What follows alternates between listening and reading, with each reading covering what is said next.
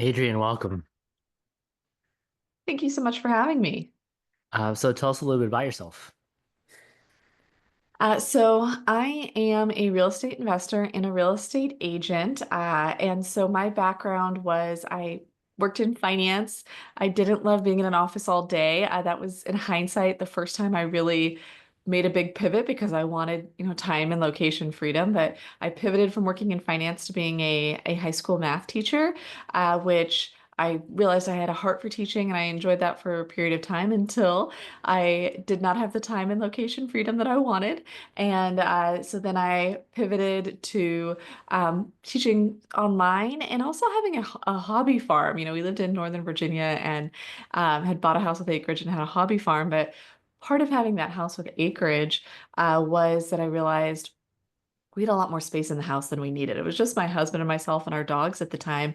But we bought the house that we wanted to be our forever home. It was like a 5 bedroom home. And, as I was with that house was, when I was also working to not be teaching in public school full time and getting more freedom. And I realized, hey, we could rent out part of this house and make some money, and that would help, make that bridge that gap so I don't have to go teach in public school anymore and I can get that time and location freedom I wanted. So my start in real estate investing specifically was actually house hacking my basement. I did not come from an entrepreneurial family. I did not come from a real estate investor family. And so that was definitely out of my comfort zone, but it went really well. After a few months, I realized, hey, this is the easiest money I am making. And that was kind of, my gateway drug into real estate investing, which progressed from there. I didn't bigger pockets like wasn't really a thing. I didn't do a bunch of research or anything. I was just like, okay, well, the people I know who do real estate investing, they have another property near them and they manage it and they rent it and they make some money. And I know, John, you're familiar with that Northern Virginia market, and Hmm. it's a market. That's where I lived. I didn't think about long distance real estate investing, and it's a market where it's tough to be in the black. And I wasn't in a place personally where I could lose money on an asset that was appreciating, right? Hmm. So I did a lot of research, found a niche of these condo complexes in the town near me where it was close enough that I could self-manage because if you pay a property manager, you're not in the black in Northern Virginia, at least you weren't there. So I found this really specific niche that worked for me. And got several properties within that niche. Saved up for down payment, bought one. Saved up for down payment, bought one. Became a real estate agent during this time. And then what actually was a pivotal shift for me and changed my trajectory on this path was in 2019, another one of those condos that was like my jam came on the market. I was an agent, toured it, checked all the boxes, put together an offer, got the pre-approval letter, submitted it, but it was a competitive market and there were multiple offers. And, as an investor, I was like, this is the highest I can pay where the numbers work, right? Hmm. So submit the offer, multiple offers. They're taking offers all weekend. My husband and I and our kids go to Myrtle Beach for a pre-planned vacation. While we're in Myrtle Beach, we find out that we did not have the highest offer. We did not win this condo. And so I think like many real estate investors, I started being like, what's for sale around here? We've always wanted a beach house. We'd looked at the Outer Banks market before, but the numbers didn't work. So I was like, let's go on Zillow. And I was shocked by how affordable places were in Myrtle Beach. And then I was like, well, if they're this affordable, they can't make much money. So then I hop on Airbnb to see what things are renting for. And I'm like, oh, that's a lot more money than I expected. And so to make a long story short, end up touring a place in Myrtle Beach, putting an offer in, going under contract, closing on it in August of 2019. And this was a huge pivotal thing because it was to the point where up to that point, I had been able to self-manage. I had been able to rent the properties myself. I had been able to oversee the contractors because these properties were all near me and there were, only a few of them. I think we had four rentals plus the basement that we continued to house hack. And so then when I bought a property in Myrtle Beach, I was like an 8 hour drive away without stops. And I could not run that the same way I had run these other properties. Plus, on top of the distance, it was a short-term rental, right? That's a lot more complex. It takes a lot more management. And so I was out of my comfort zone. You know, I was like thrown in the deep end of the pool, and that was a great moment that taught me and prompted me to start running my portfolios like a business, to start using systems, to start using technology, right? To start leveraging other people. In that situation, it was like a cleaner and a handyman, right? But eventually it Mm, became virtual assistants and other things like that. And so there was this moment where, I mean, there were multiple moments in the first 6 to 12 months of owning that property where I was like, was this a mistake? Should I sell this? I don't know how to do this, right? This is so much work. And yet by being outside of my comfort zone and having that experience, I built what I needed to run it well. And that those systems and that skill set and those tools are what allowed me and continue to allow me to grow my portfolio and other business endeavors I have, so that now, you know, numbers come and go, but I have maybe a dozen doors. I focus on less doors that make me more money, short-term and long-term rentals, and invest in syndications, other things like that, do some hard money lending. And then, with my husband, we have a virtual staffing business, and I also have coaching and courses to help real estate investors scale their portfolio without working 24/7. So that's kind of a bit of my story and how I got to where I am today. And then all of this allows me to travel the world full time with my family. So I'm calling in today from Hanoi, Vietnam. mm. Yeah, I definitely want to get into that nomadic lifestyle for sure. Just out of curiosity, when you were buying those condos in Northern Virginia, what was the niche that you found? So where the numbers worked and why this little thing was so special is that these were older condos, so the condo fees really weren't that high. They Mm, would be, 275 to 325 depending on if it was a two bedroom or a three bedroom and which exact complex it was, but those were the monthly condo fees, and that covered, if you don't aren't familiar with condo fees, that's covering the entire exterior of the building, it's covering the hallways, it's covering the amenities like the pool. One of the condo complexes we invested in had a gym, they had a playground and things like that. So the condo fees weren't that high. And they cut our expenses a lot because this was all stuff that we didn't have to maintain or save for or anything. And then the condos, because they weren't like the new, bougie ones, were a little bit more affordable. So back when I was buying them from 2016 through 2019, I was paying, I think, pretty much from like 175-ish to 225-ish, depending on two or three bedroom and the condition and things like that. And the thing is, there are still two or three bedrooms. And so the rents, while they were a little less than a comparable townhouse or single family home, mhm. people really just care about the number of beds and baths, right? There Yeah. wasn't a huge discount in the rent because it was a condo instead of a townhouse. And so I was buying it for a whole lot less than I would buy a condo or a townhouse because it was a condo. The purchase price was lower. The condo fees didn't increase my monthly expenses that much, considering that they also took away a lot of the repairs and other things I would have to do. And the rents were pretty high relative to the purchase price. So like the first one was a two bedroom we bought at around 170-ish, and it rented for about 1,500 to our very first tenants, to give you an idea. And so, Okay. being at almost that 1% rule for something in Northern Virginia is pretty spectacular. Yeah, for sure. I mean, I was only looking at townhouses and larger because I just didn't want to deal with the condo fees. All the condo fees that I looked at were pretty high, just completely crushed everything. So yeah, Mhm. it's very interesting that you were able to find a way. Because I was thinking that a niche would be like traveling professionals, travel nurses, or something like that. But it was just regular long-term rentals and condos, right? Mhm. Yeah, okay.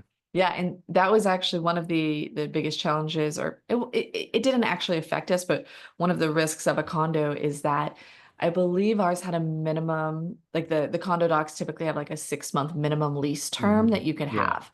Hmm. So that was one thing, is we couldn't do the short-term rental or the mid-term rental strategy because we did have to do a minimum of a six Yeah. month lease, but the numbers for the long-term leases were high enough relative to the purchase prices and the expenses, but it really only worked in Leesburg. I looked at other condo complexes in other cities in Northern Virginia, right? We looked at Yeah. like Sterling or other things like that, and they were always more expensive. I think Hmm. if you went any closer to DC, the prices just didn't work the numbers didn't work as well. Yeah, that was one of the things that I had trouble with too in the with condos because there's that complex off of Woodburn next to Fairfax Inova, that gigantic hospital. I was able to Yes. convince one of the homeowners there to do rental arbitrage with me. But then when I went to go review the HOA docs, it's like 6 months only. It's like, oh, this isn't gonna work. This destroys everything. Hmm. Um, Yeah. okay, so then you go to Myrtle Beach and then you find a property. You built a team to help you manage it. Yes. So this is actually a great opportunity, John, to tell you about the challenges of, Hmm. when you start to leverage with other people, right? When you go from I'm going to do it all myself to using other people, you're never going to have a 100% success rate, right? You're Hmm. not going to have that everybody you hire does it as well as you do. It's Right. just not human nature. And so when we first bought that property, we were fully intending to keep the cleaner that was already in place on with us. When we had toured the house, to put in an offer, it had looked okay, right? Hmm. But how long is that tour really? Like 20 minutes? Right. Especially it was a Yeah. two-bedroom, two bath. It wasn't huge. And so Hmm. then when we went back, we closed in August 2019. We went back in September 2019 after the high season was over. And we were like, we're going to stay for a week. We're going to fix it up. Again, this was me transitioning to like leveraging other people. So I was still in kind of the DIY mindset, right? It was Hmm. part of the process. So I was like, we're going to fix it up a lot ourselves. We're going to make sure like if we need supplies, we're going to run to Costco, we're going to run to Walmart, we're going to get what we need, fix it up. And when we went, we realized this thing's a hot mess. And part of that was probably the old owner, like the sheets, the towels and things. But we also realized part of it was the cleaner, right? That Hmm. cleaner was not up to our standards. And so that was my first experience with um, having to pivot, right? Having to fire somebody like that and having to, in that time, find a replacement. And so we did. We had the cleaner come. We walked through the house and kind of pointed out the issues and said, "Hey, this is why we cannot continue to work with you." And then honestly, we found, Facebook, we interviewed some other cleaners, but the cleaner we actually went with there, and we've done this twice in Myrtle Beach, is from neighboring units. My husband was out in front of our house, which is in like a subdivision type situation, a development, with the kids because they were playing in like the grassy area, and he saw a cleaner there servicing the house next door. And so he was like, "Hey, they're here, they're doing their job, they seem professional." And he went by, talked to him, and he asked to see the house after they were done cleaning. And so he could see right then what kind of job they did. And so we made the switch to that cleaner. That's where we found the new cleaner. And then, another year or so down the line, when that cleaner's quality had kind of degraded, we literally did the same thing. We were at the house in Myrtle Beach, saw another cleaner cleaning another unit, went by, talked to them, checked it out, and hired them based on that. So then, I mean, you bought something long distance, but you st were still heavily involved in the team building, like on the ground, right? Yes, yes. That at first we were. I would say we do it a little differently now. It has evolved, Mhm. but at that first part, yes, we were heavily involved. Now, what that looks like is I've got a virtual assistant who's doing my property management. If we need a different, um, like something that popped up recently is needing like a fridge repair person. And Mhm. so that virtual assistant is in the Facebook groups for services like that for that town. So I had him go on there and search and post and be like, who knows like a appliance repair person who can handle this kind of fridge and then also Google and things like that. So now I have a virtual assistant who would do that work, who would find the people, call them and handle that. But at that point in my transition, I was still finding that team member myself, like a cleaner or handyman or things. Gotcha. Okay, so then the person that you have, the virtual assistant you have that's going in and finding like the fridge repair person, how do they determine who's actually good at what they do and what's a reasonable price? Hmm. Well, I have no extra skill that would help with that more than they do. So part Mhm. of it is honestly, who's picking up the phone? Who's acting professional? Who's able to go out, right? I think Mhm. 50% or more of the service people these days are either too busy or too unprofessional to get back to you in a timely manner. But that's part of it. And then the other thing is using ChatGPT. Like, honestly, we're doing the same thing here in Hanoi when I'm like, I have no idea what the market price would be for something, right? Mhm. Somebody quotes me what they want to charge for piano lessons for the kids, and I'm like, am I paying the foreigner price or my Mm. How Right. how different is this? And so, Google and ChatGPT.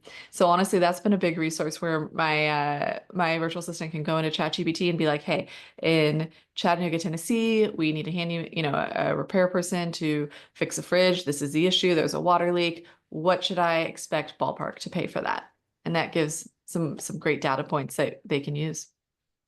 Interesting. I've been having my VA use ChatGPT for a lot of other things, but this was not one of them. So, um, you still have 12 doors, right? Mhm. So then do you Yep. have like a overall, like do you have like a VA person who is doing like asset management to manage the property management companies, or are they directly managing every single property?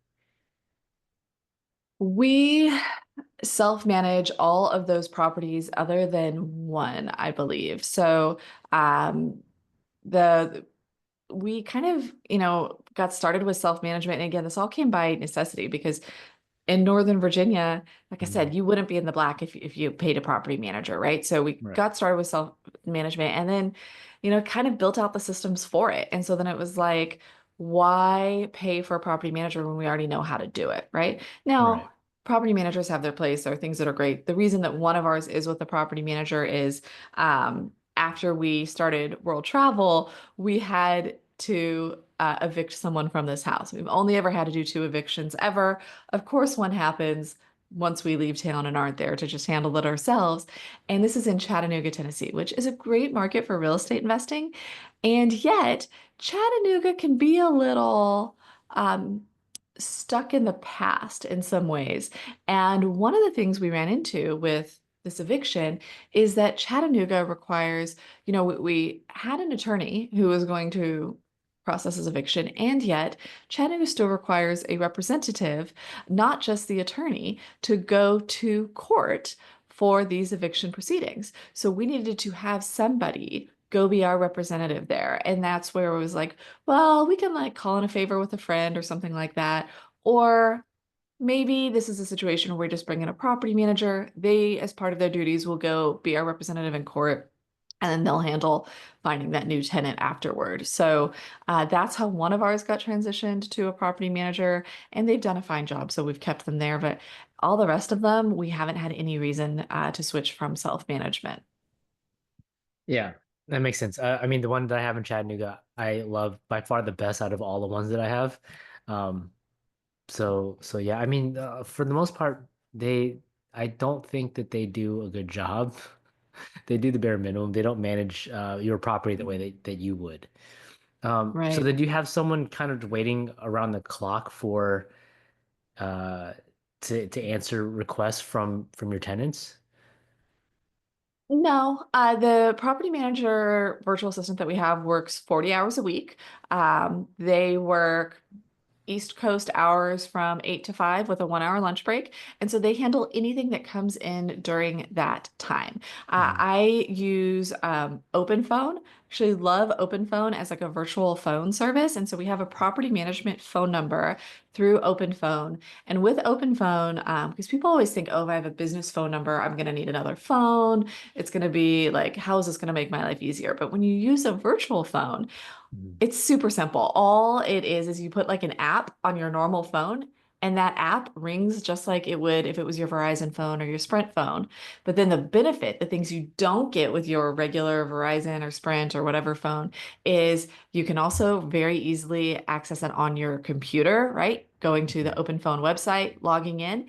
And you can have a phone number that's shared between multiple users. So I have this Mhm. property management phone number, and I have my open phone account, and my virtual assistant has an open phone account, and either of us can answer that phone number. So when he is working during his 40 hours a week, he is answering any calls, texts. That's when he's like reaching out to the HVAC tech to schedule our like twice a year, you know, service. He's reaching out to the handyman to schedule the monthly handyman check that we get at our short-term rentals. He's using that number to do all of the business. But then when he's not working, if something comes in that's an emergency, I can, of course, answer it and handle it. Got it. Okay. Yeah, because that was one of the things. One of my tenants did not have water, and so it was after hours, and so I wanted to make sure that they were taken care of. But I Mhm. also want to move a lot of these management activities over to someone else. Mhm. And if I had more doors where I had more after hours issues, I would just have another VA who worked another shift. I know property managers who do that, so they've got 24-hour coverage. But honestly, I had, a minor emergency. I had to deal with it with a guest. About 2 weeks ago. And that is the most recent one I can think of in the last several months. So for me, I don't mind having to deal with things maybe, let's say, 3 or 4 times a year that happen off their shift. Mhm. But again, if I had more doors and more issues like that, I would just scale up very easily with another virtual assistant working a different shift. Yeah. So definitely want to pivot to your current lifestyle. Now you're traveling the world. Um, I mean, what made you decide to have that kind of lifestyle, especially with three kids? Right. Well, I've always loved traveling, and I am very fortunate that my husband has felt the same. I've always just enjoyed being in different places and learning what it's like there, and it's just a great opportunity to continue to learn and develop and be out of my comfort zone and get all of the personal development that comes with that, right? Mhm. And so we'd always kind of talked about how fun it would be to travel internationally or live internationally. Um, and I was always in the future, right? So my kids were at a school that went through, I think, fifth grade. And so the thought was always, okay, well, when my oldest finishes fifth grade and is done at this school, that's when we'll take them out and we'll go travel for a year or something like that. Well, what happened is and we've always kind of planned for that, right? So when you have a vision of where you're going, that you think, what can I do now that'll make it easier to get there? And so, like back in 2023, when my oldest was in, first and then second grade for 2023. So we were several years away from our vision of, her being in sixth grade and us doing this traveling. I still traveled 10% of that year because I liked traveling. And most of that was with the kids, right? School holidays, weekends, things like that. We still traveled a lot because you if you go from 0 to 100, there's going to be pain points, right? So we traveled a lot so they could learn, how do we behave when traveling, right? How do we behave in a hotel with an elevator? How do we handle long car trips, right? How do we handle the discomfort of maybe long flights and being hungry or tired or things like that, right? We Mhm. handled it, going from 0 to 10 or 20. So we weren't just flooring to 100, realizing that 100 was the goal. And that worked out really well because in 2023, in August, I decided to sell my real estate team. So, John, we worked together in Chattanooga. I Mhm. was a real estate agent, active real estate agent, built a team of agents and ran that for 2 years and decided, hey, it's time for someone else to do this. Like I've poured into it, what I want to pour into it. It's time for me to move on to something else. So I decided to sell it. And, another thing that my husband and I do that I think I would highly recommend to all real estate investors is we have a family finance meeting once a month. We sit down once a month and we kind of check our budget. We just talk about where we are with our finances, our family finances, because your family finances are, feeding into what you have to real estate invest. And in one of those monthly meetings, when we were kind of just doing life planning and everything, we realized, hey, my real estate team is the last in-person thing we have, right? Our virtual staffing business is virtual. Our real estate investing, again, for years, we've really set it up to be automated, to have systems, procedures, to have it where, we have the other boots on the ground and we're not doing it ourselves. And so it's like, well, why not just once a team sells, travel now? And so Mhm. that's what we did. We wanted to travel. We felt it'd be really great experience for everybody. And so beginning of March 2024 is when we started traveling full time. We did it around the US for a while. And then beginning of June, we started traveling internationally.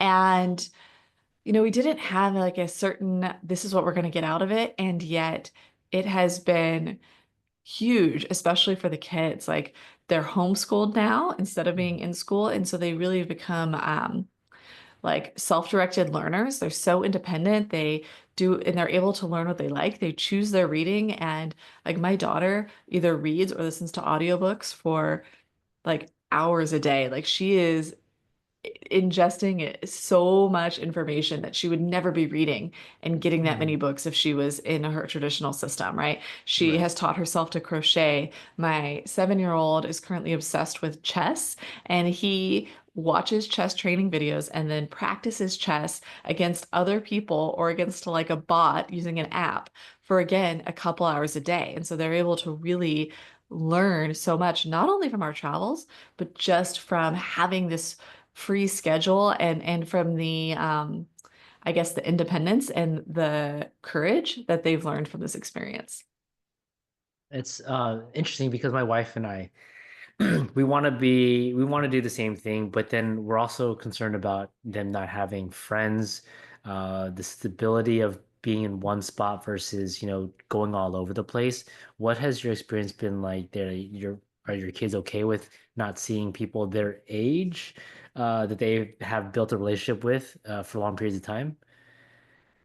That is a great question. So, my children, I've got three of them, and they are 9, 7, and almost 5. So, there's about a 2-year age gap and then a 2.5-year age gap. And I do Mm-hmm. think that they are each other's best friends. If I had like an only child, if I had just one child, I Mm-hmm. think that it may look different.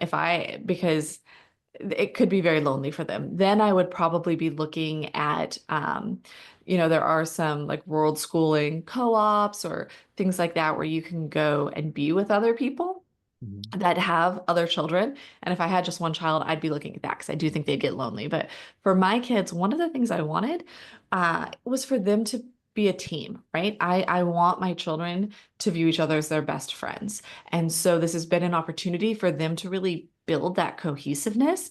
And yes, of course, they still bicker. There's still some sibling rivalry there, by no means perfect. And yet I have seen their bonds with all three of them get closer and closer through these experiences to the point where we are in a 3-bedroom condo here. And so I have my boys sharing a bunk bed, and my daughter had another room all to herself. She doesn't like being away from them right now. Like Mm. she's so used to being with them all the time that she wants Yeah. to go just like be with one of the boys in his bunk because Yeah. she's so used to being with them all the time. So we have seen it makes them closer. It's okay because there's three of them and they play together well. And then the other thing is, my children are unusually comfortable speaking with and interacting with adults now because of this Mm. experience. So they're totally comfortable talking to an adult, talking to anybody in anything other than there's no shyness or anything like that. And that's one of the other benefits of the experience, I'd say. Okay, it's really interesting and cool to hear. So far, what's your favorite place to visit?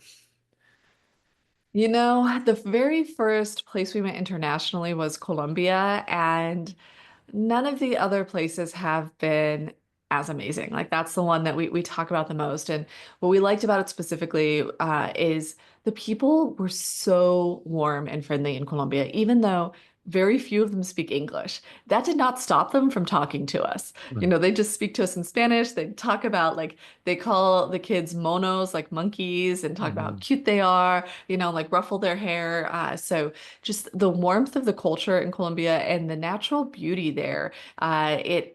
Especially we liked Medellin, which was kind of I think it's around 5,000 feet in elevation. It's in the Andes Mountains there. Hmm. So it isn't as hot and humid as you often think about a lot of places in Central and South America. So the weather, it was warm, but it wasn't like crazy hot. So it was just, and there are trees everywhere. So it's naturally beautiful. It's got perfect weather. It's got really nice people, and Colombia is super affordable. So, uh, and Medellin is a world-class city and has everything you could want. So we really liked, I think, Medellin, Colombia, out of all the places we've been so far. Very cool. Um, so kind of want to pivot back towards like mindset. What's the biggest mindset shift you've had to overcome to, I guess, start buying long distance? Right. Well, I think a huge, huge mindset shift that affects real estate investors and all entrepreneurs is the thought that you can do it better than anyone else, right? That I Hmm. have to do it all myself because no one is going to do it as well as I do. And there are some aspects of that that are very true. And it is very important to have ownership. It's very important to inspect what you expect. It's very important not to think that you can just press the easy button and bring in someone else and they're going to like be a parent to this portfolio of yours. And yet, on the flip side, there are times that you can bring in people well. So what I think of with that is there are things that you or any like, any of us as investors or entrepreneurs, they don't bring us joy. They're not our top 20%. And that's where somebody else could come in and do it better, right? So for example, messaging guests at short-term rentals. Mhm. That is not my strong suit, right? I do not have that customer service mentality, right? Like you would know the hospitality thing. That's not my strong suit. I'm like, okay, this is like the 5 millionth person that I've had to tell, even though it's in the house manual and it's pretty obvious how to spin the dial on the Nest thermostat, right? Like I get frustrated. And so that's one of the things where my virtual assistants are better at the hospitality and the client service aspect of responding to guests than I am because it is not my top 20%. I'm great at like analyzing the finances, tracking the numbers in that sense, right? And thinking strategically for the next deal, but I am not great at handling a complaining guest. So I would say for that mindset shift of realizing, hey, there are things that you're doing that someone else could do better. So start to just kind of tune in and think, what is my zone of genius? And then what is all the drudgery that I'm doing that's keeping me out of my zone of genius? And how can I get someone else to do that? Yeah, it's hard to find people that will do things up to your standard. Um, It is. It yeah. is. And yet, like so often, entrepreneurs and investors, they'll try to hire once and it won't Mhm. work. Yeah. And then they just give up, right? I Yeah. get it. I've been there, right? You're like, oh, I'll just do it myself. And yet the system works. And realistically, if you take a step back, you cannot grow to, let's say, 40 doors or 50 doors or whatever you're in whatever cash flow and net worth appreciation you want from that. You Mhm. can't grow to that and do it all yourself without working 24/7. And so there are things you can hand off. And even if you don't find the right person the first time, it's a process and you're going to get better and better at it, right? You didn't like you're not, Babe Ruth wasn't hitting home runs on his first time at bat, right? You're gonna have people you hire that aren't perfect at first. And yet that doesn't mean that the act of hiring and leveraging is the wrong act. It just means that you're not a pro at it yet, and you'll get there. Yeah, it just takes time. Yeah. Time and Yep. reps. Yeah. Exactly. Well, Adrienne, I appreciate you coming on and sharing your story. How can people reach out to you and work with us or work with you? The best way if people want to reach out is to go to my website, adriennegreen.com, ADRIENNEGREEN.com. And I actually have a gift for people there. It is the Freedom Blueprint. This is the 10 like basic systems that I first put in place into my portfolio that really helped me to continue to grow and scale and create it to where I was making more money without doing more work. So head on over to adriennegreen.com and get the Freedom Blueprint. And then if you're on social media, Instagram, LinkedIn, or YouTube, at A Real Green, you'll find me there. Awesome. So yeah, we will make sure to put those in the description just to make it easier for everyone. And again, thank you again for coming on. Thank you for the opportunity.